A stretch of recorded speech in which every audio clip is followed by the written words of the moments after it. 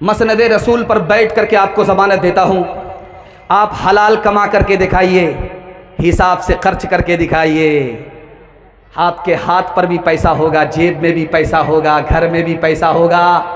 ज़रूरत ख़त्म हो जाएगी, पैसा ख़त्म नहीं होगा। जानते हैं क्यों? इसलिए कि आसमान से बरकत मिलेगी, ज़मीन से रहमत मिलेगी। ज़रूरत ख़त्म हो जाएगी, पैसा ख़त्म नहीं होगा। लेकिन इसके लिए आपको दो ही काम करना है, हलाल कमाना है, हिसाब से खर्च करना है।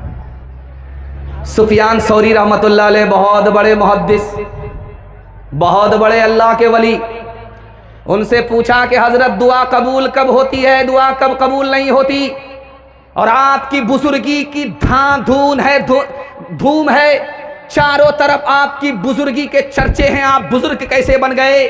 तो हज़रत ने फरमाया कि मेरी माँ ने मेरे हलक के नीचे हराम जाने नहीं दिया, और मैंने जब होश संभाला तो हलाल को अपने हलक के नीचे उतारा। उसी हलाल की बरकत है, अल्लाह ने मेरी बुजुर्गी को जमीन से चमकाया, आसमान तक पहुंचाया। लिखा कि जब हलाल पेट में होता है कि अल्लाह, तो अल्लाह का कोई नाम लो, वो नाम इसमें आज़म बन जाता है, दुआ रद्द नहीं होती, कबूल होती है।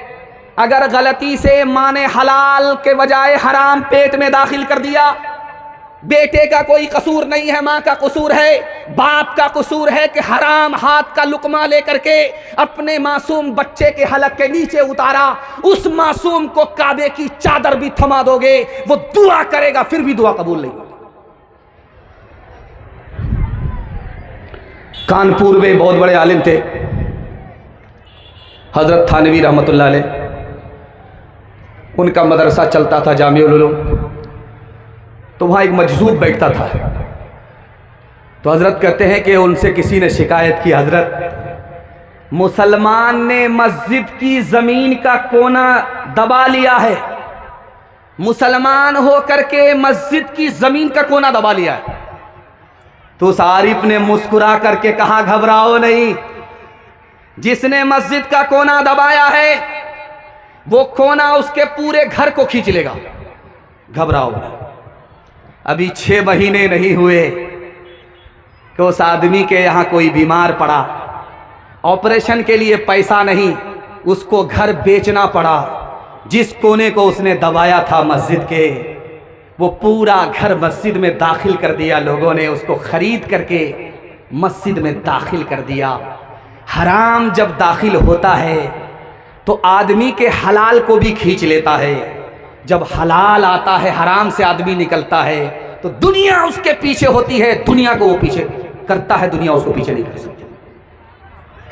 एक आदमी इतना बड़ा सूदखोर था, इतना बड़ा सूदखोर था कि सूद खाते खाते उसकी दाढ़ी के बाल सफेद हो गए। सूद खाते खाते उसके सर के बाल सफेद हो गए।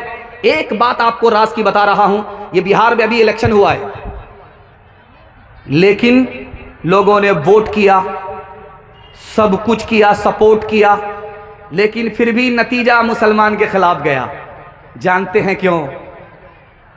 सरकार ने 10,000 रुपए लोन के नाम पर सबको दिया, वोटर को दिया, सपोर्टर को दिया। वो हराम घर में आया, उसकी नहुसत से यहां दुआ कबूल हुई, यहां दुआ कबूल नहीं, वहां दुआ हुई, वहां कबूल नहीं। हराम की नहुसत से नतीजा मुसलमान के खिलाफ गया, मुसलमान के हक में, मुल्क के हक में नहीं है। आखिरी बात आपकी खिदमत में रखता हूं, इसको ध्यान से सुनिएगा, तेजी के साथ निकल जाएगा। मिर्जा गालिब दिल्ली के बहुत बड़े शायर थे, मुशायरे में आए। कल आपके पास दिल खैराबादी साहब आएंगे, तो मुशायरे में आए तो मेहमान खाना बड़ा अजीम है मदरसे के अंदर। मैंने देखा मेहमानों का बड़ा ज़बरदस्त इस्तकबाल हुआ है। आप मेहमान नवाज भी हैं, मेहमान की दुआ आप लेते हैं। मैं दुआ करता हूँ अल्लाह आपकी रोज़ी में, रोज़गार में, उम्र में खूब खूब बरकत अता फरमाए। तो मिर्ज़ा गालिब जब आए तो वो थके हुए थे, तो मोहतमीम साहब ने बच्चों से कहा कि ज़रा पाँव दबा दो मिर्ज़ा साहब का। तो बच्चे पाँव दबाने लगे। तो बच्चे की तरह पाँव दबाएंगे, मजाक ज़्यादा करेंगे, पाँव कम दबाएंगे। तो मिर्ज़ा साहब ने बच्चों को लालच दिया, अरे ढंग से पाँव दबाओ, पैसा मिलेगा। अब बच्चे पैसे के लालच में पाँव को तोड़ने लगे, दबाने का नहीं लगे, पाँव को तोड़ने। जब मिर्ज़ा साहब का मुशायरा ख़त्म हुआ तो मिर्ज़ा साहब जाने लगे, बच्चे पीछे पड़ गए। आपने वादा किया था कि पाँव दबाओगे पैसे मिलेंगे, पैसे तो दे करके जाओ। तो मिर्ज़ा साहब ने कहा किस बात का पैसा? तुमने पाँव दबाया, मैंने तुम्हारा पैसा दबाया। हिसाब किताब बराबर सा। हर एक को मौत का एक दिन पयाम आएगा, खुदा का नाम लिए जाओ काम आएगा। डरे न हश्र की गर्मी से आशिकाने रसूल, लगेगी प्यास तो कौसर का जाम आएगा। रहेगा खाने फलक पे ज़रे से वो महफूज, जिसे ख़यालो हलालो हराम आएगा, जिसे ख़याल हलालो हराम आएगा। हाथ उठाइए, वादा कीजिए, लूट करके लाएंगे, कूट करके खाएंगे। हाथ उठा दीजिए, इंशाल्लाह जलसा खत्म होने के बाद मुलाकात करेंगे आपसे। चाचा मैं आपको कुछ नहीं कर सकता उम्र का लिहाज करके। थोड़ी देर पहले जब मैं आया तो मजमा इतना मायूस था, इतना खामोश था कि मुझे लगा कि लोग ऐसे बैठ गए हैं जैसे कि लगता है कि दावत में बैठे खाना ख़त्म हो गया। अल्लाह आप लोगों की मायूसी को खुशी में तब्दील फरमाए। देखते ही देखते आधा जलसा मेरे हिस्से का निकल गया, मुझे भी पता नहीं चला, आपको भी पता नहीं चला। मोहब्बत में डूब करके आपने जलसा सुना, मैंने सुनाया। दुआ करता हूँ अल्लाह आपकी जवान बेटी के लिए गैब से मुनासिब जोड़े का इंतज़ाम फरमाए। ध्यान से सुनिएगा, तेज़ी के साथ निकल जाएगा। जलसा में आए अब्दुल फत्ता अबू गुद्दा, बहुत बड़े आलिम आए मिस्र के। तो एक बूढ़ा आकर के बोला, हजरत दुआ कीजिए मेरी बेटी के लिए रिश्ता आ जाए। करे अल्लाह का बंदा, बेटी के लिए रिश्ता नहीं आ रहा है, इसके लिए दुआ कराने की क्या जरूरत है? कहा हजरत मैं गरीब आदमी हूं, रिश्ता तो उसकी बेटी के यहां जा रहा है जो मालदार है, उसके यहां रिश्ता जा रहा है। मेरी बेटी गरीब है, मैं उसका बाप गरीब हूं, मेरे यहां तो रिश्ता ही नहीं आ रहा है। दुआ काम नहीं कर रही है, दवा काम नहीं कर रही है, आप दुआ कर दीजिए। तो हजरत ने उस जलसे में कहा, लोगों तुम अगर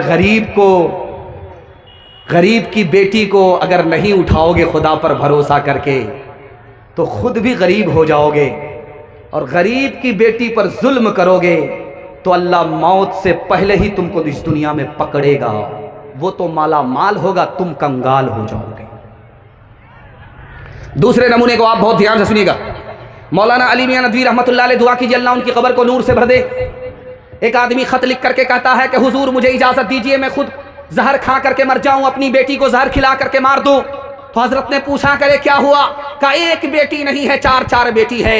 एक बेटी होती तो उसके लिए भीख मांग करके दूल्हा खरीदता, चार बेटी के लिए कहां कहां से भीख मांगू। इससे अच्छा है, इस जिल्लत के उठाने से अच्छा है कि जहर खा करके मैं भी मर जाऊं, मेरी बेटी को भी मार दूं। एक दोस्त दूसरे दोस्त से मुसाफा कर रहा है और पूछा क्या हाल है? कहा क्या पूछते हो, जब मेरी बेटी छोटी थी तो मैं चैन से सोता था, अब जब मेरी बेटी जवान हो गई है तो आंख से नींद उड़ गई है। 8 रिश्ते आए, वापिस हो गए। बगल में बेटी सुन रही थी, बाप को सोने दिया और चूहे की दवाई लेकर के घोला, और चूहे की दवाई को घोल करके खा लिया। सुबह को तो बाप जिंदा उठा, बेटी जिंदा नहीं उठी, जनाजा उठा। वो लड़की कम गुनहगार है, ये सारे के सारे लोग समाज के लोग गुनहगार। हाथ उठाइए, वादा कीजिए बेटी में देंगे, बेटा में लेंगे। हाथ उठा दीजिए इंशाअल्लाह। अपनी शादी और अपने बेटे की शादी फ्री में करेंगे। हाथ उठाइए इंशाअल्लाह। अच्छा जरा गौर कीजिए कि इसमें उन लोग हाथ उठा रहे हैं जिनकी शादी हो चुकी है, और अगर वो दूसरी और तीसरी के चक्कर में हैं और उनकी बीवी वहां से देख रही है, और घर में बड़का डराम होगा, रातों रात उसी में पैक कर देगा। सीधे क़यामत में उठेगा। एक तरफ अंधी दौलत की पागल ऐश परस्ती, एक तरफ जिस्मों की कीमत रोटी से भी सस्ती, एक तरफ है सोना गाछी, एक तरफ है सोना गाछी, एक तरफ चौरंगी है। ये दुनिया दो रंगी है, ये दुनिया दो रंगी है। आधे मुंह पर नूर बरसता, आधे मुंह पर चीरे, आधे तन पर कोड़ के धब्बे, आधे तन पर हीरे। आधे घर में खुशहाली है, आधे घर में खुशहाली है, आधे घर में तंगी है। ये दुनिया दो रंगी है, ये दुनिया दो रंगी है। जवानों के हवाले से आखिरी पैगाम ये बंगाल है। जब हम लोग इधर से गुजरते हैं और किशनगंज पहुंचते हैं तो पुलिस वाले रोक लेते हैं गाड़ी को। गाड़ी रोकिए मौलाना, कहाँ से आ रहे हैं? बंगाल से। अच्छा, बंगाल से आ रहे हैं तो हम लोग कागज देखते हैं। ये कागज देख लीजिए, गाड़ी अपडेट है। कागज नहीं देखना है, डिग्गी देखना है। बंगाल से दारू सप्लाई होती है, बिहार में पी जाती है। बंगाल वाले पिलाते हैं, बिहार वाले पीते हैं, इसलिए हमको डिग्गी चेक करना पड़ता है। जवानों के हवाले से पैगाम, यहां से लेकर के वहां तक हमारे जवान सुनने के लिए तैयार। हाथ उठा दीजिए इंशाअल्लाह। बूढ़े लोग गलती से हाथ मत उठाइएगा। आप लोग सीधा जन्नत में जाकर के जवान होंगे, हूर से आपका जरूर निकाह होगा, लेकिन यहां कोई चांस नहीं है। हमारे जवान तीन चीजों में पीछे, तीन चीजों में आगे। पैर के नीचे से जमीन निकल जाएगी, कलेजा मुंह को आएगा, खून के आंसू आप रोएंगे। जिसमें आगे होना चाहिए उसमें पीछे, जिसमें पीछे होना चाहिए उसमें आगे। हमारे जवान तीन चीजों में पीछे। तालीम में पीछे। पूरी दुनिया में कितने मुल्क हैं? 232। और 232 मुल्क हैं और पूरी दुनिया में जाहिल कितने हैं? तो 150 करोड़। 232 मुल्क में सबसे ज्यादा जाहिल किस मुल्क में है? तो लिखा हिंदुस्तान में। और हिंदू मुसलमान में सबसे ज्यादा जाहिल कौन? तो मुसलमान। 62% मर्द जाहिल, 72% औरत जाहिल। इस घर को आग लग गई घर के चराग से। हमारा जवान पीछे तो तालीम में पीछे। हमारा जवान किस में पीछे? तिजारत में पीछे।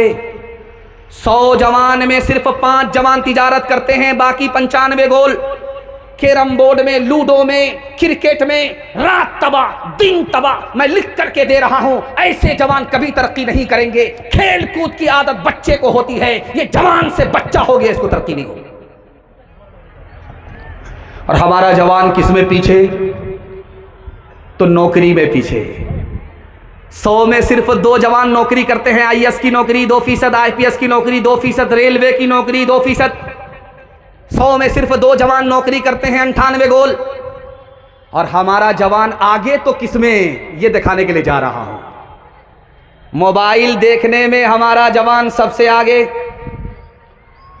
हमारा जवान किसमें आगे? जिना में आगे। हमारा जवान किसमें आगे? दारू में आगे। मुहर्रम का जुलूस होता है, मातम होता है शियों के लिए, लेकिन हमारा जवान शिया का रिकॉर्ड तोड़ता है दारू पीने में। जनवरी का जश्न किसके लिए? ईसाइयों के लिए, लेकिन हमारा जवान उस जश्न को मना करके मुसलमान होकर के ईसाई का रिकॉर्ड तोड़ता है। हमारा जवान दारू पीने में आगे। जब जवान पीछे हो गया तो मुल्क पीछे हो गया। जब मुल्क पीछे हो गया, मुसलमान पीछे हो गया, तो मुकद्दर तारीख होगा, मुस्तकबिल रोशन नहीं होगा। एक जवान अल्लाह के रसूल की खिदमत में आया, या रसूल अल्लाह, मैं कलमा पढ़कर मुसलमान बनना चाहता हूं। अल्लाह के रसूल ने कहा, सुभान अल्लाह, कलमा पढ़कर मुसलमान हो जाओ। जवान बोला, या रसूल अल्लाह, मैं रात दिन जिना करता हूं, जब तक आप इजाजत नहीं दोगे, लाइसेंस नहीं दोगे, मैं कलमा पढ़कर मुसलमान नहीं हो सकता। सहाबा खफा हो गए। रसूल हकीम थे, हिकमत से बात की, करीब बुलाया उस जवान को। ओ जवान, तुम कलमा पढ़कर मुसलमान हो जाओ, मैं तुमको जिना की इजाज़त दे देता हूँ। तुम कलमा पढ़कर मुसलमान हो जाओ। जवान खुश हो गया, सुभान अल्लाह, मैं जिना भी करूँगा, कलमा पढ़कर मुसलमान भी होने का शरफ हासिल कर लूँगा। जब वो कलमा पढ़कर मुसलमान हो गया तो अल्लाह के रसूल ने कहा, 4 औरत को छोड़ करके जिससे चाहो मुका लगो। वो किसी की बेटी ना हो, वो किसी की बीवी ना हो, वो किसी की बहन ना हो, वो किसी की माँ ना हो। कहा या रसूल अल्लाह, आप इजाज़त दे रहे हैं कि जाल में फंसा रहे, इसके बाद तो कोई औरत ही नहीं बचती है। तो अल्लाह के रसूल ने उसके सीने पर हाथ रख करके पूछा, ओ जवान, तेरी माँ के साथ कोई मुंह काला करे उसको फांसी पर चढ़ा दोगे? तुम्हारी बेटी के साथ कोई मुंह काला करे उसका कीमा बना दोगे? तुम्हारी बहन और बीवी के साथ कोई ऐसा सलूक करे तो उसको दुनिया में नहीं रहने दोगे? लेकिन याद रखना, 100 बार याद रखना, किसी से मुंह काला करने से पहले कि जिस औरत के साथ तुम मुंह काला कर रहे हो वो भी किसी की बेटी है, बीवी है, बहन है और माँ है।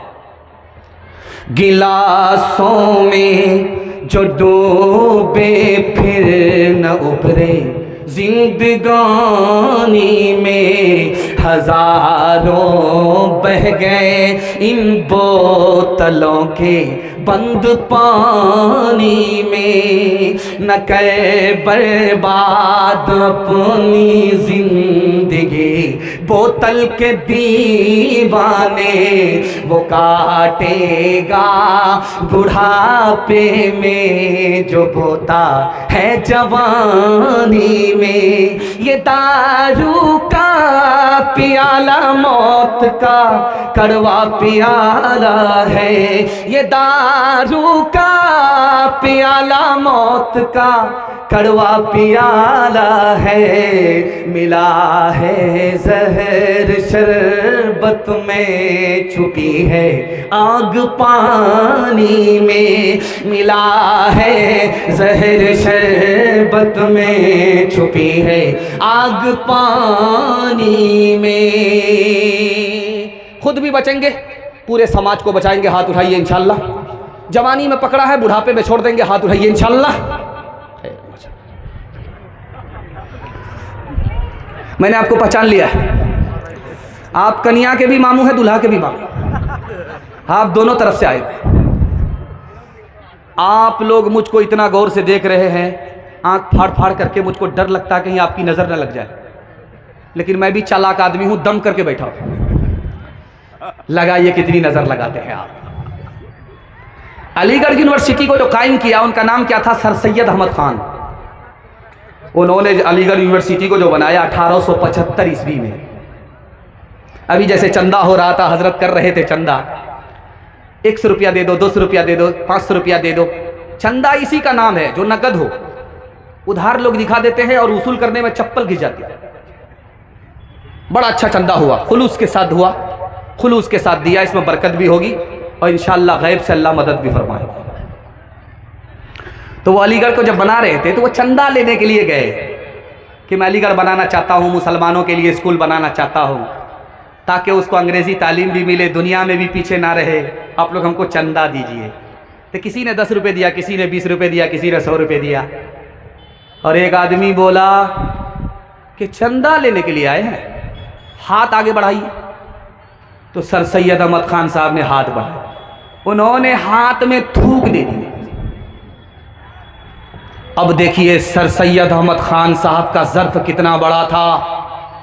आलिम किसको कहते हैं? जो माफ़ करता है, बदला नहीं लेता, सबर कर लेता है, नज़रअंदाज करता है। देखिए हाथ में दिया हुआ थूक ले करके सर सैयद अहमद खान साहब मलने लगे। मल करके अपने चेहरे पर कहा, करे जो दुनिया दे रही है तो वो तो जेब से दे रही है, जो आपने दिया वो किसी ने नहीं दिया, आपने तो मुंह से निकाल करके दिया। सुभान।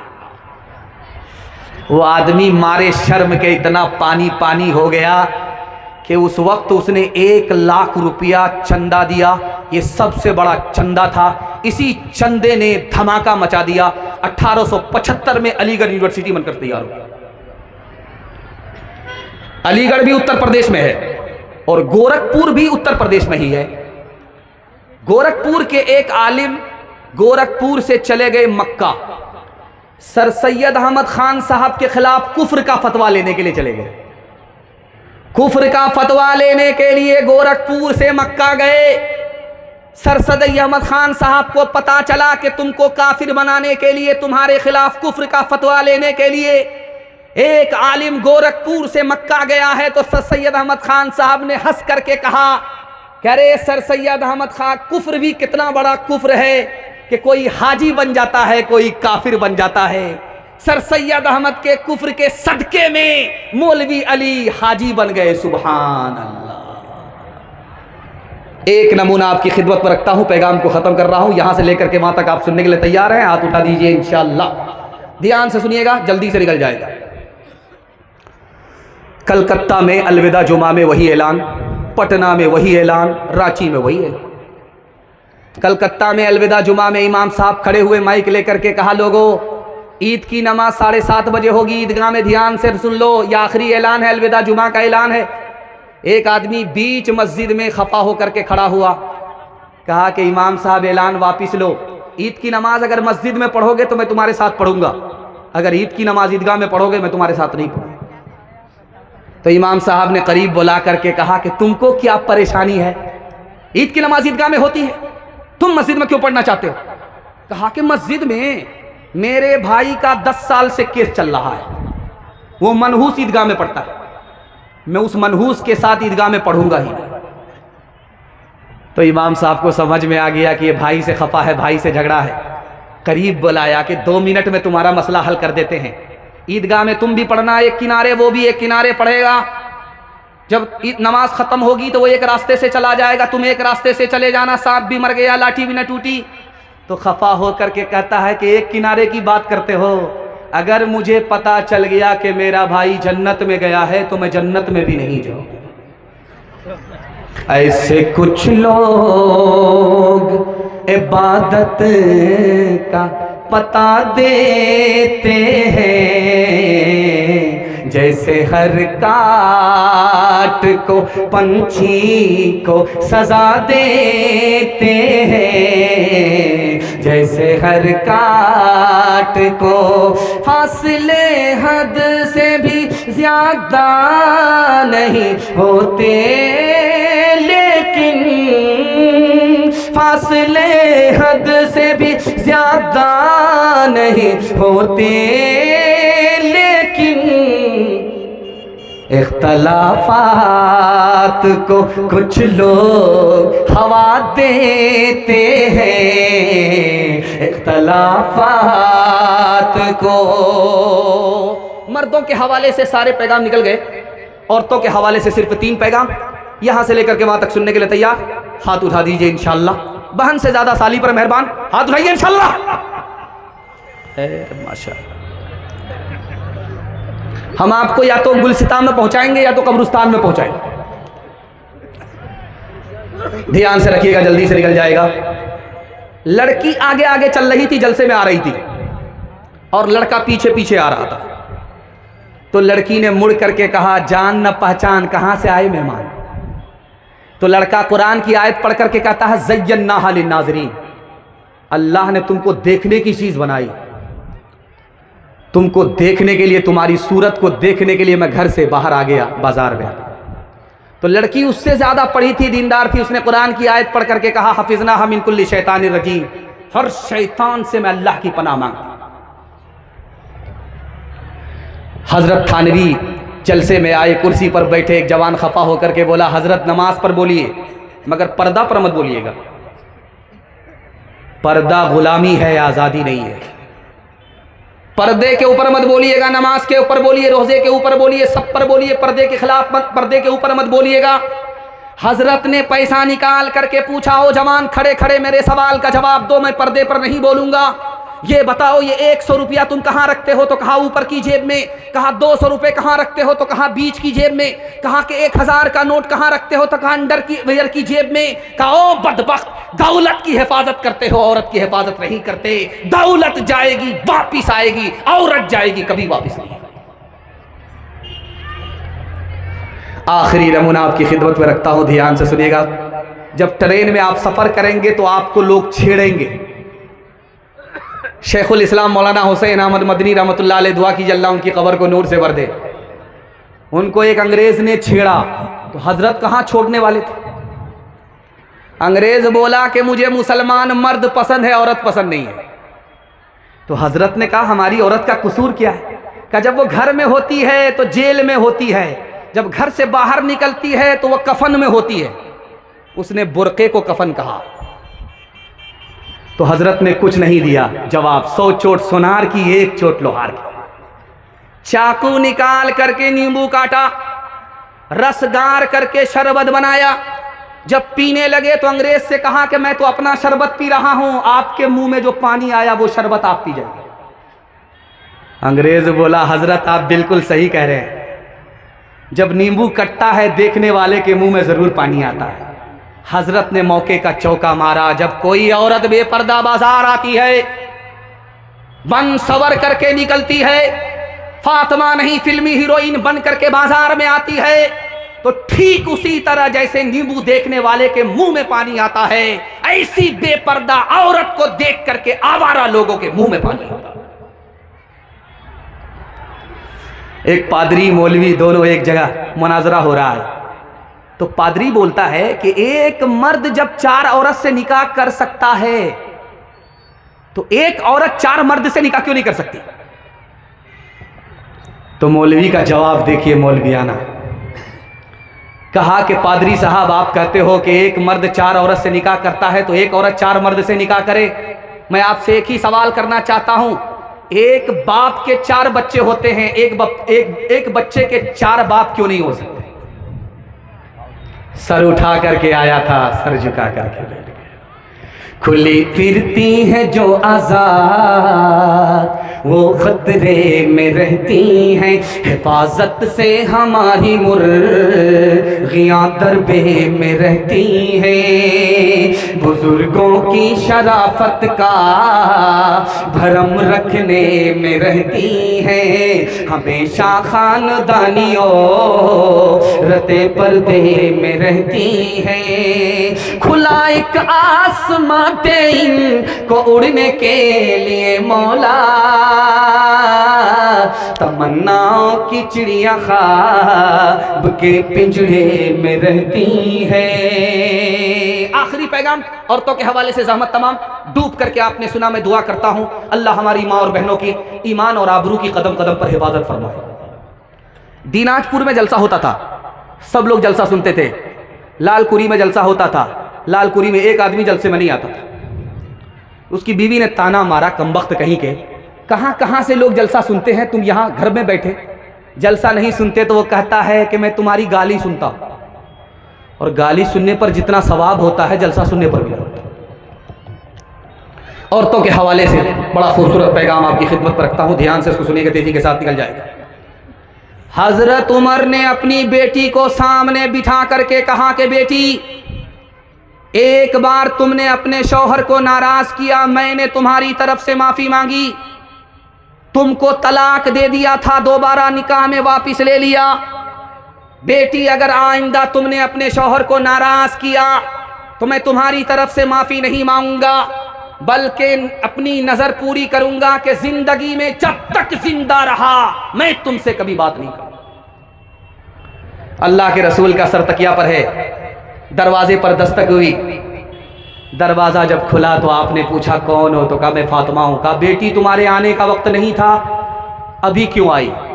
कहा अपने शौहर अली से खफा होकर के आई हूं। तो अल्लाह के रसूल ने कहा कि फातिमा, मैं तुम्हारा बाप हूं, अली तुम्हारे शौहर हैं, अली की इजाजत के बगैर मेरे घर में कदम रखोगी तो दरवाजा बंद तो मिलेगा, खुल नहीं सकता। बेटी, उल्टे पांव वापिस जाओ, अपने शौहर से माफी मांगो। अगर तुमने माफी नहीं मांगी, तुम्हारे शौहर ने माफ नहीं किया, बेटी तुम्हारा इंतकाल हो गया, जनाजा उठा, तो याद रखो मैं तुम्हारी नमाजे जनाजा पढ़ूंगा भी नहीं पढ़ाऊंगा भी। अभी आपने एक हादसा सुना कि हैदराबाद के 42 लोग गए उम्रा करने के लिए और तेल के टैंकर से उनकी बस टकरा गई, सब के सब वहीं शहीद हो गए। क्या नसीब लेकर के गए थे, जन्नतुल बकी में दफन होना मुकद्दर हो गया। सुभान अल्लाह। रास्ता चलते हुए हादसा हुआ, बस पलट गई, तो लोग जख्मी लोगों को बस से निकालने लगे। किसी का हाथ टूटा, किसी का पांव टूटा। एक औरत निकाली गई, उसकी उंगली कट गई थी। जिसका हाथ टूटा है, पांव टूटा है, वो खामोश बैठा है, और जिस औरत की उंगली कटी है वो आसमान को सर पर लेकर के चिल्ला रही है। आसमान को सर पर उठा रही। तो उससे किसी ने हैरत से पूछा, यहाँ हाथ टूट गए, पांव टूट गए, वो सब के सब खामोश हैं, तुम्हारी सिर्फ एक छोटी सी उंगली कटी है, तुम आसमान को सर पर उठा रही हो। उस औरत ने कहा, ये तो पूछो वो कौन सी उंगली कटी है? जिससे शौहर को नचाती थी वही उंगली कटी। बहुत भारी नुकसान हुआ। राबिया बसरी सा अपने दिल में पैदा कर कमाल, हजरत आयशा से दे की बन जा तो मिसाल, फातिमा जहरा की सीरत का जरा करना ख्याल, जिंदगी में गम भी आए तो न हो ना तो निढाल, अपने शौहर की एतात तुझ पे लाजिम है सदा, हुक्म मौला है यही है, हुक्म मौला है यही है, और कौले मुस्तफा। मैं जब खुश होता हूँ सामईन से तो मैं अपनी तरफ से उनको तोहफा देता हूँ कि जब वो घर वापिस जाएं तो जन्नत का टिकट यहाँ से लेकर के जाएं। आप लोग जन्नत का टिकट लेना चाहते हैं? यहाँ से लेकर के वहाँ तक सुनने के लिए तैयार हैं? 1 मिनट का नमूना माँ बाप की खिदमत के हवाले से हाथ उठा दीजिए इंशाल्लाह। जब बीवी मर जाएगी तो माँ बाप की खिदमत तबीयत से करेंगे, हाथ उठाइए इंशाल्लाह। बगल ही में है और हाथ उठाना देख लिया है और डराम है घर में पैक करने के लिए। 3 आदमी के सामने कोई भी बड़ा नहीं हो सकता। कितना ही पैसा कमा ले, कितनी ही इज्जत कमा ले, कितनी ही बड़ी कुर्सी का मालिक हो जाए, 3 आदमी के आगे वो छोटा ही रहता है, बड़ा नहीं हो सकता। हाकिम जब कुर्सी पर बैठता है तो प्रधानमंत्री को भी खड़ा रहना पड़ता है। जो रुतबा उस वक्त हाकिम का होता है प्रधानमंत्री का भी नहीं होता।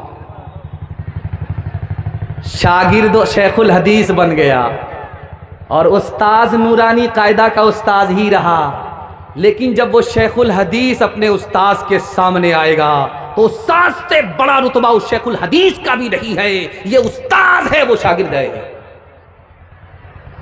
और कोई कितना ही पैसा कमा ले, कितना ही पढ़ लिख करके नाम कमा ले, माँ बाप के आगे उसका रुतबा छोटा ही होगा, बड़ा हो नहीं सकता। एक नमूना आपकी खिदमत पर रखता हूं। जिस जवान को देखिए गाल पर हाथ है, सोच रहा है, तो समझ जाइए बहुत बड़ा घोटाला किया हुआ है।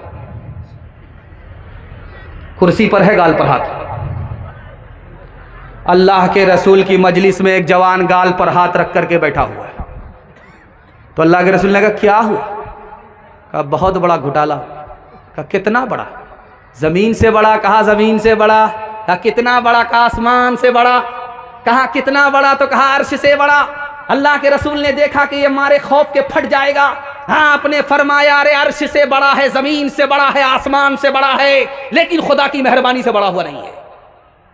ये बताओ तुम्हारा गुनाह छोटा हो जाएगा, माफ हो जाएगा, पहले ये बताओ कि तुम्हारे माँ बाप जिंदा हैं? कहा या रसूल अल्लाह, माँ भी जिंदा है, सुभान अल्लाह, बाप भी जिंदा है, माशाअल्लाह। कहा दौड़ करके जाओ, माँ के पांव पकड़ो, बाप की दाढ़ी पकड़ो और माँ बाप से अपने गुनाह की माफी के लिए दुआ कराओ। तुमको अपने माँ बाप का मकाम व मर्तबा मालूम नहीं है, लेकिन खुदा के यहाँ तुम्हारे माँ बाप का इतना बड़ा मर्तबा है कि तुम्हारे माँ बाप ने तुम्हारे लिए अगर हाथ उठा दिया, जो गुनाह अर्श से बड़ा है वो छोटा होकर के माफ हो जाएगा। पहली बार लड़की आई मैके से ससुराल, मजनू के कान में फूंक मारी। वो इसराफील की फूंक कितनी खतरनाक थी कि किबला बदल गया। उस फूंक को सुनाता हूं, पैगाम को खत्म कर रहा हूं।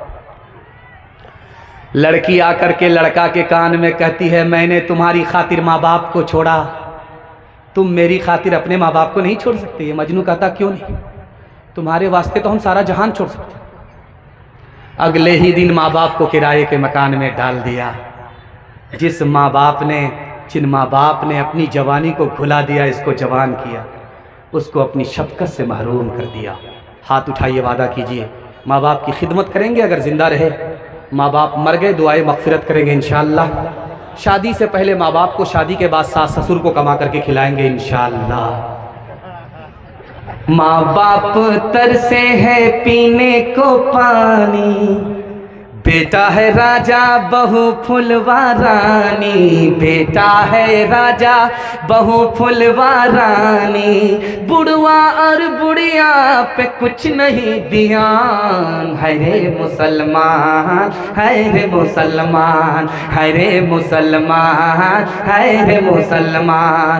माँ बाप भाई बहन को रुलाए, बीवी को बाहर से लाकर खिलाए, बीवी को बाहर से लाकर खिलाए।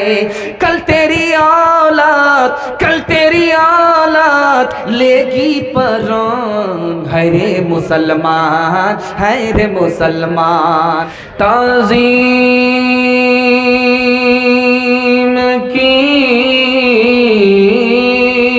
है जिसने मोहम्मद के नाम की, खालिक ने उस पे आतिशे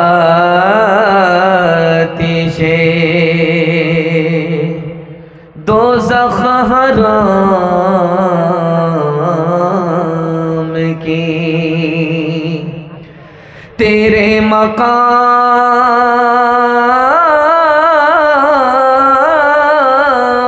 का तो खुदा ही को इल्म है, जन्नत तो है जगह तेरे अदना गुलाम की। दुआ का असर काम आ रहा है, खुशी का मुबारक मकाम आ रहा है। ये कौन आज इंसान ने कामिल ज़मीं पर बसत इज़्ज़तों है तेरा मा रहा है। ये कौन आज इंसान ने कामिल ज़मीं पे, ये किस ज़ात पे हक़ की है आमद आमद। फरिश्तों का पे हम सलाम आ रहा है, गुलामों यतीमों की बिगड़ी बनाने कोई मुनि से खासो आमा रहा है। बशारत रसूलों ने दिया के जिसकी, वो लेकर खुदा का पैगाम आ रहा है, वो लेकर खुदा का पैगाम आ रहा है। बहुत दूर तक मजमा ऐसा महसूस हो रहा है कि जलसा नहीं है, इज्तिमा है। अल्लाह इस इज्तिमा को, जलसे को कबूल फरमाए। यहाँ से लेकर के वहाँ तक सुनने के लिए तैयार हैं? जोश के साथ हाथ उठाइए इंशाअल्लाह। जवानी में निकाह करेंगे, बुढ़ापे में हज करेंगे, हाथ उठाइए इंशाअल्लाह। दो सवाल से मेरा पैगाम शुरू हो रहा है। अजीम मुकर्रिर, अजीम मेहमान, अजीम खतीब का सामना आपको करना है, उनके लिए माहौल बना रहा हूँ। बिल्कुल आपको बाईपास ले जा रहा हूँ। जलसे का खुलासा आप बैठे हैं। आज का जलसा अगर कबूल हुआ तो कल का जलसा आज के सदक़े में कबूल हो जाएगा। मैं दुआ करता हूँ अल्लाह इस जलसे को ज़मीन से लेकर के आसमान तक कबूल फरमाए। इधर माँ और बहनों का मजमा है, इधर मर्दों का, फिर उधर माँ बहनों का। जो मर्द मालदार होता है वो गरीब औरत से निकाह करता है, मगर मालदार औरत गरीब मर्द से निकाह नहीं करती है। लेकिन क्या वजह थी? हजरत खदीजा रजी अल्लाह अन्हा ने मालदार हो करके हमारे नबी से निकाह किया। हमारे नबी मालदार नहीं थे, इसके बावजूद भी मालदार औरत ने निकाह किया है। इसकी क्या वजह है? ये मेरा पहला सवाल है। दूसरा सवाल आपकी खिदमत में रखता हूं। अल्लाह के रसूल को अल्लाह ने बेटी भी दिया, बेटा भी दिया। बेटी जिंदा रही, बेटा को उठा लिया, बेटा इंतकाल कर गया। इसका क्या राज है? ये मेरा आखिरी सवाल है, सुनने के लिए यहाँ से लेकर के वहाँ तक तैयार है? हाथ उठा दीजिए इंशाअल्लाह। 2 सवाल आपकी खिदमत में रखता हूँ। मालदार औरत गरीब से निकाह नहीं करती, मालदार मर्द गरीब औरत से निकाह करता है, मगर खतीजा रज़ी अल्लाह अन्हा ने मालदार हो करके हमारे नबी से निकाह किया। हमारे नबी मालदार नहीं थे।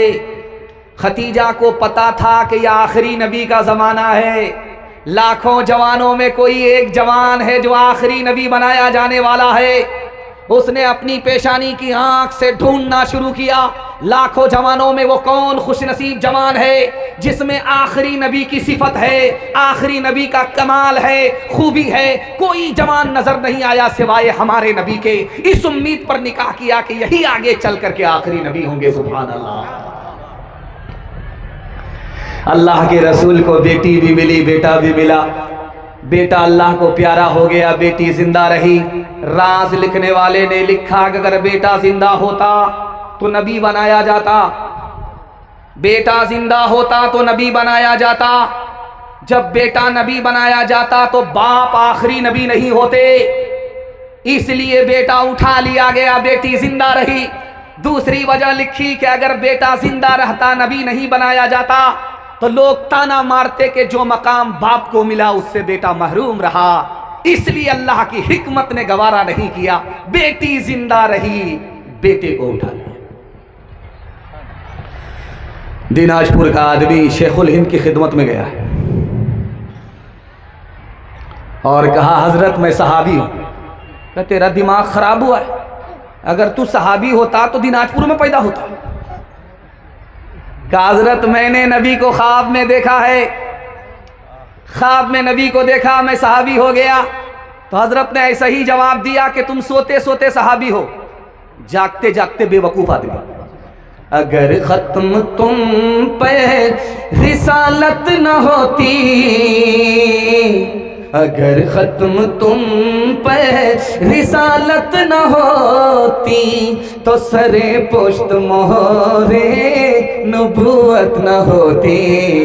अगर खत्म तुम पे तुम्हें हर नबी पे फजीलत न होती, तुम्हें हर नबी पे फजीलत न होती, तुम्हें हर नबी पे फजीलत न होती, तो खैरुल उमम शाने उम्मत न होती, तो खैरुल उमम शाने उम्मत न होती, तो खैरुल उमम शाने उम्मत न होती। मोहम्मद का जलवा अगर वो देख लेती, मोहम्मद का जलवा अगर वो देख लेती, मोहम्मद का जलवा अगर वो देख लेती, तो जुलेखा को यूसुफ की हसरत न होती, तो जुलेखा को यूसुफ की हसरत न होती, तो जुलेखा को यूसुफ की हसरत न होती। इकलौता जलसा है कि इतना भारी मजमा, इतना सन्नाटा, सन्नाटे में जलसा सुना जा रहा है। दुआ दिल से निकलती है, अल्लाह इस जलसे की बरकत से दीन दुनिया दोनों की भलाई से हम सबको मालामाल फरमाए। मेरे हिस्से का बयान जब मुकम्मल हो जाएगा तो अजीम मेहमान आएंगे, उनका बयान होगा और दुआ होगी। वो मुसाफिर भी हैं, मेहमान भी हैं, वो आपके हक़ में दुआ करेंगे, अल्लाह कबूल फरमाएगा, तो ज़िंदगी भर के लिए जलसा कामयाब हो जाएगा। रात ख़त्म हो रही है, एक आदमी हाथ उठा करके मालिक से दुआ कर रहा है। बगल में एक दुश्मन खुदा बैठा हुआ है, वो इससे हैरत से पूछता है, किससे मांग रहे हो, किससे दुआ कर रहा हो? कहा, खुदा से। तो वो बेअदबी गुस्ताखी करते हुए कहता है, खुदा है। अब इस मुसलमान ने कहा कि अगर खुदा नहीं है तो ये निज़ाम कैसे चल रहा है? तो उस दुश्मन खुदा ने कहा, खुदा से निज़ाम नहीं चल रहा है, मैग्नेट से चल रहा है, खुदा से निज़ाम नहीं। उसको समझ में आ गया कि ये रांची से आया है, फूल पागल है, हाफ नहीं। इसको इसी की ज़बान में समझाना पड़ेगा। हाथ में लाठी थी, जोर से पेशानी पर मार दिया, उसका सर फट गया, खून निकलने लगा। उसने कहा, अरे ये क्या कर दिया? का मैंने कुछ नहीं किया है, ये मैग्नेट से हुआ है। अब उसकी अकल ठिकाने लग गई कि खुदा से निज़ाम चल रहा है, मैग्नेट से नहीं चल रहा है।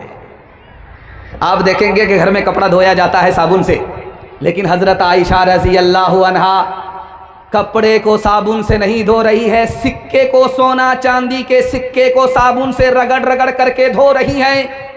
अल्लाह के रसूल ने हैरत से पूछा, आयशा ये सोने का सिक्का है, कपड़ा नहीं है, साबुन से कपड़ा धोया जाता है, सिक्का नहीं। कहा या रसूल अल्लाह ये सदके का सिक्का है, गरीब का माल है, ये पहले बाद में गरीब के हाथ में जाता है, पहले अल्लाह के हाथ में जाता है। अल्लाह का हाथ पाक साफ है, मैं चाहती हूं कि ये पाक साफ होकर के अल्लाह के हाथ में जाए।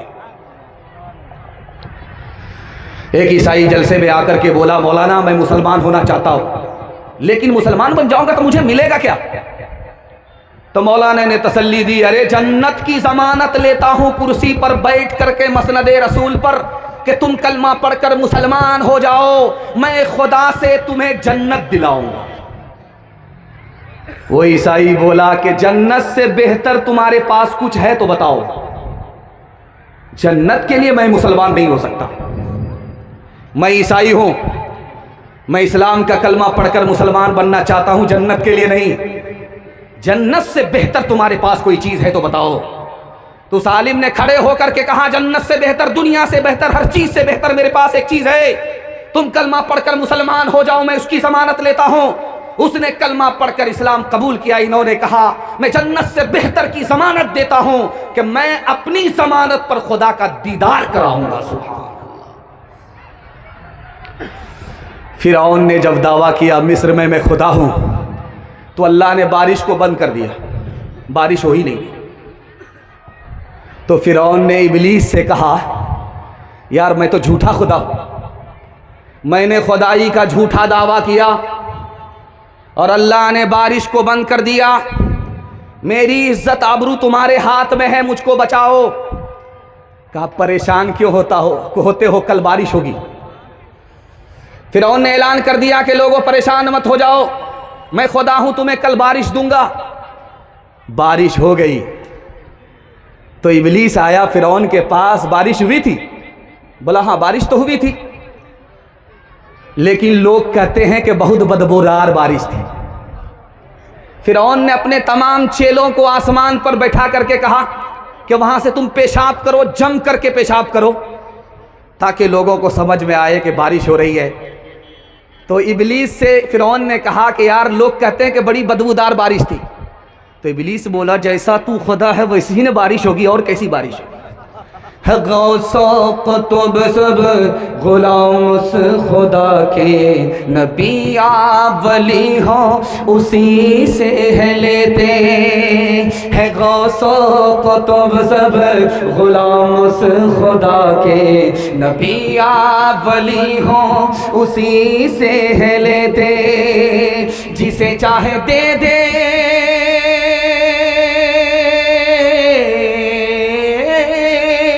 जिसे चाहे दे दे, जिसे चाहे ना दे, बना दे वो जिसका बनेगा मुक़द्दर। हो अल्लाह अकबर, हो अल्लाह अकबर, हो अल्लाह अकबर, हो अल्लाह अकबर।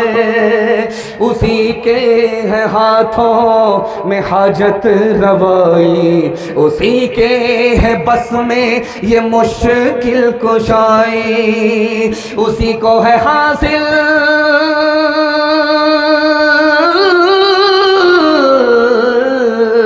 उसी को है हासिल ये शाने अताई। हुआ है न होगा कोई उसका हमसे। हो अल्लाह अकबर, हो अल्लाह अकबर, हो अल्लाह अकबर, हो अल्लाह अकबर। हाथ उठाइए, वादा कीजिए दूसरे की मुसीबत को देख करके मुस्कुराएंगे। हाथ उठा दीजिए इंशाअल्लाह। माशाअल्लाह, जैसा आपका दाल चावल वैसा मेरा फातिहा। मैं मेहमान खाने में था तो मैं डर गया कि पता नहीं मिलाद होगा कि जलसा होगा। मेरी बारी बहुत देर से आ रही है, पता नहीं लोग होंगे कि नहीं, कि चले जाएंगे। तो मैंने सोचा कि अगर जलसा नहीं हुआ, लोग घर चले गए, तो अगरबत्ती और मोमबत्ती लेकर के स्टेज पर जाऊंगा, बयान छोड़ करके कुरान पढ़ूंगा, अगरबत्ती मोमबत्ती जला करके सबका फातिहा कर दूंगा, चाहे जिंदा रहे या मुर्दा। लेकिन अल्लाह का शुक्र है कि आप लोग जिंदा हैं और जलसे को ऐसी जिंदगी दे रहे हैं कि महसूस हो रहा है कि जलसा अभी शुरू हो रहा है। मैं दुआ करता हूं अल्लाह इस जलसे के आगाज अंजाम दोनों को कबूल फरमाए। कुरान के हवाले से पैगाम यहां से लेकर के वहां तक सुनने के लिए तैयार? हाथ उठा दीजिए, इंशाअल्लाह घबराना नहीं है। 7 खून माफ है। मैं भी आपकी जगह होता, अचानक सवाल होता, मैं भी फंस जाता, घबराना नहीं। एक बादशाह है, उसके सर में दर्द है, एक डॉक्टर को दिखाया, दूसरे डॉक्टर को दिखाया, तीसरे को दिखाया, जिंदगी भर दिखाता रहा, सर का दर्द छूटा नहीं। उसने हजरत उमर को खत लिखा, मेरे सर का दर्द छूटता नहीं है, कैसे छूटेगा? हजरत उमर ने कहा 1 मिनट में छूट जाएगा, मैं टोपी भेज रहा हूं, जैसे ही ये टोपी तुम्हारी खिदमत में पहुंचे उसको सर पर पहन लो, जैसे ही सर पे पहनोगे तुम्हारा दर्द जिंदगी भर का खत्म हो जाएगा। मदीने से टोपी आई है, मुसलमान बादशाह नहीं है, ईसाई है। हर डॉक्टर के यहां जाकर के दवा लिया, दर्द खत्म नहीं हुआ, टोपी मांग रहा है मुसलमान से, हजरत उमर से। हजरत उमर ने अपनी टोपी मदीने से भेज दी है। वो टोपी जैसे ही हाथ में आई उसको चूमता है, चूम करके जैसे ही सर पर रखा सर का दर्द छूट गया। अब वो हैरत में पड़ गया कि अल्लाह अकबर, जिंदगी भर बिस्तर पर जिस दर्द से तड़पता रहा, लाखों करोड़ों डॉक्टर को दिखा करके थक गया, दर्द खत्म नहीं हुआ, आखिर कौन सा जादू है इस टोपी में? उसने फिर हटाई, दर्द शुरू हो गया, फिर चढ़ाई, फिर दर्द खत्म हो गया। उसने देखा कि आखिर इस टोपी में जादू है तो क्या है। उसने उसको खोजना शुरू किया, उसके एक एक धागे को निकालना शुरू किया, उससे एक पर्ची निकली।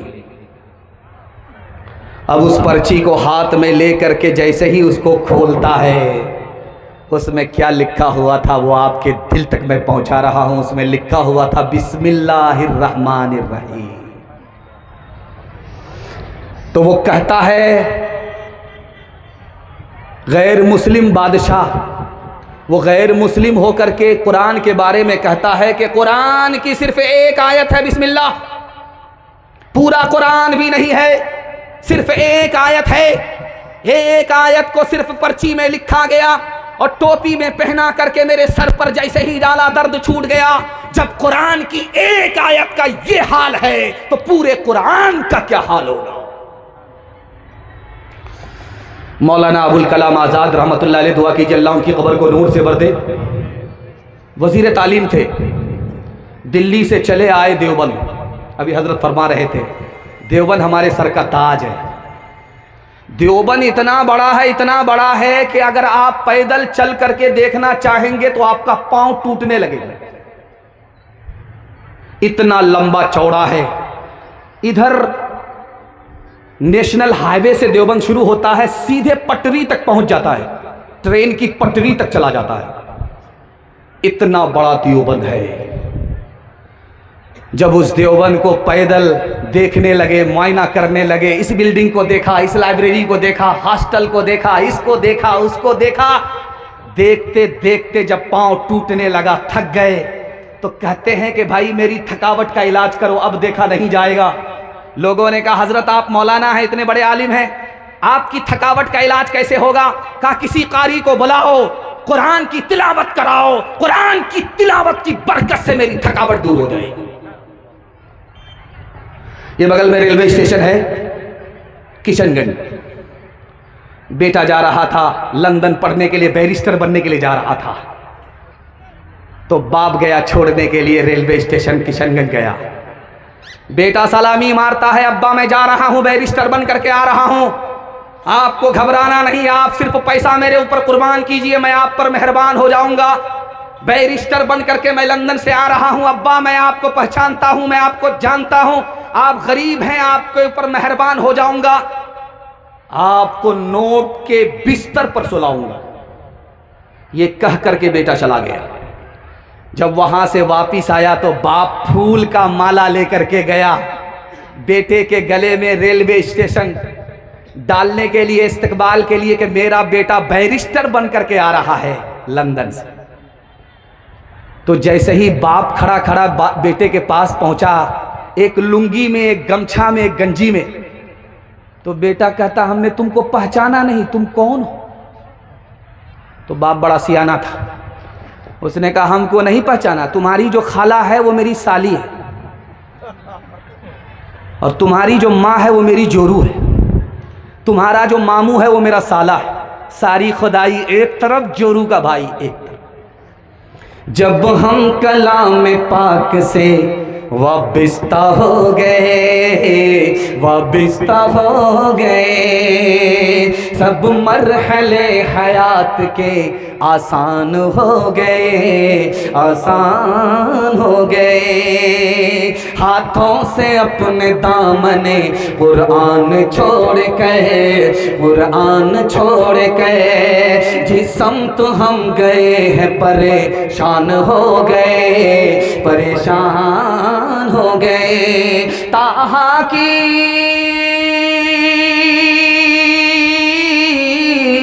ताहा की आयतों पे जो नजरे उमर पड़ी, यकलख्त कलमा पढ़ के मुसलमान हो गए, मुसलमान हो गए। खामोश मजमा और खामोश सामईन, सुनो सुकून और सन्नाटे में सुनने वाले लोग, मैं दुआ करता हूँ जन्नत जैसा सुकून अल्लाह इस जलसे के बाद हम सबको अपने घर में नसीब फरमाए। यहाँ से लेकर के वहाँ तक सुनने के लिए तैयार, दुनिया और आखिरत के हवाले से हाथ उठाइए इंशाअल्लाह। एक आदमी बस्ती में जलसा सुनता था तो गुनाह छोड़ देता था, और जब जलसा ख़त्म हो जाए तो गुनाह शुरू कर देता था। उससे किसी ने पूछा, अरे बिल्कुल पैदल हो, जलसा के नाम पर गुनाह छोड़ देते हो और जलसा जैसे ही ख़त्म हुआ गुनाह शुरू कर देते हो, बात क्या है? तो कहता है जलसा में सब कुछ माफ़ हो गया, इसलिए फिर से गुनाह शुरू कर दिया। ध्यान से रखिएगा, जल्दी से निकल जाएगा। इस दुनिया के चक्कर में अपने दीन को बर्बाद नहीं करना है, अपने दीन को आबाद रखना है, अब ईमान बचा करके जाना है। 2 मिनट का नमूना आपकी खिदमत पर रखता हूँ और दुआ करता हूँ अल्लाह दीन दुनिया दोनों की भलाई से हम सबको माला माल फरमाए। लुकमान हकीम का आपने नाम सुना है, कुरान में एक सूरत है उसका नाम है सूरह लुकमान। लुकमान ने 4000 नबी से मुलाकात की है। अब अंदाजा कर लीजिए कि कितनी लंबी उम्र हुई होगी। 4000 नबी से अकेला तने तनहा लुकमान ने मुलाकात की, नबी के खिताब को सुना, नबी का दर्स लिया।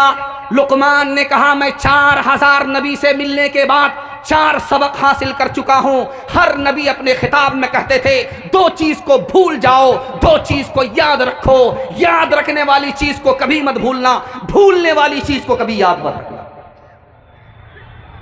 अब लोग हैरत में पड़ गए कि भाई 4000 नबियों का क्या दर्स मिला 4 सबक में? तो उन्होंने कहा कि 4000 नबियों ने 4 सबक दिया कि 2 चीज़ों को भूल जाओ, 2 चीज़ों को याद रखो। जो 2 चीज़ भूलने वाली है वो नेकी है, नेकी करो भूल जाओ, एहसान करो भूल जाओ, एहसान को कभी याद मत रखो, नेकी को कभी याद मत रखो। और 2 चीज़ याद रखने की है, उसको कभी मत भूलना, खुदा को कभी मत भूलना, मौत को हमेशा याद रखना। बच्चा गोश्त खा रहा है, माँ उसको देख रही है, गोश्त की बोटी है, मुर्गी की बोटी है, बच्चे के हाथ में बच्चा खा रहा है, माँ देख रही है। बच्चे ने गौर से देखा, माँ अगर तुमको खाने की ख्वाहिश है तो मेरा ये गोश्त लो खाओ, इतना गौर गौर से आंख फाड़ करके मुझको क्यों देख रही हो? तो माँ ने कितनी बड़ी नसीहत की उस बेटे को, आपकी खिदमत में रखता हूँ, अल्लाह हमारी आखिरत को तबाह बर्बाद ना फरमाए, दुनिया के चक्कर में सुना रहा। माँ ने कहा बेटा ये मुर्गी का गोश्त है, पहले मुर्गी को ज़बह किया गया है, उसकी जब जान निकल गई तब उस मुर्दा मुर्गी को आग पर पकाया गया है। लेकिन बेटा याद रखना, जब मरने के बाद अल्लाह के यहाँ पहुँचोगे, अगर तुमने नेकी नहीं की, गुनाह नहीं छोड़ा, तो तुम्हें मुर्दा दोज़ख में नहीं डाला जाएगा, जिंदा डाला जाएगा। इस मुर्गी को तो मुर्दा डाला जा रहा है, लेकिन इंसान को जिंदा डाला जाएगा। अताउल्लाह शाह बुखारी रहमतुल्लाह अलैह जलसे में खिताब फरमा रहे थे। एक आदमी बीच से खड़ा हुआ, हजरत जन्नत में सब कुछ मिलेगा? कहाँ सब कुछ मिलेगा? कहा बीड़ी मिलेगी। हजरत ने कहा बीड़ी भी मिलेगी, लेकिन माचिस के लिए तुमको दोज़ख में जाना पड़ेगा। कौन मकबूल है, कौन मरदूद है, कौन मकबूल है, कौन मरदूद है, बेखबर क्या खबर तुझे को क्या कौन है, कौन मकबूल है, कौन मरदूद है, कौन मकबूल है, कौन मरदूद है, बेखबर क्या खबर तुझको क्या कौन है। जब तू लेंगे अमल सबके मीज़ान पर, जब तो लेंगे अमल सबके मीज़ान पर, तब खुलेगा कि खोटा खरा कौन है, कौन मकबूल है, कौन मरदूद है। इतना खूबसूरत जलसा, ऐसा महसूस हो रहा है कि प्यासा है। और मैं यकीन के साथ कह सकता हूं, अगर 2-2 घंटे आपको बयान सुना करके भी मैं बैठ जाऊंगा, लेकिन आपकी प्यास नहीं बुझेगी।